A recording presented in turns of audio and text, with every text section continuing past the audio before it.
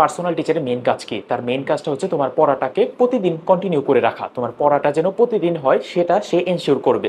এখানে যারা আমার ভিডিওটা দেখতেছো তোমাদের মধ্যে অনেকে এরকম আছো, পড়তে ইচ্ছা করে না, অথবা পড়তে বসলে পড়ায় মন বসে না, অথবা তোমার ধরে নাও সামনে মেডিকেল ভর্তি পরীক্ষা অথবা এইচএসসি পরীক্ষা, তোমার মধ্যে কোনো সিরিয়াসনেস নাই।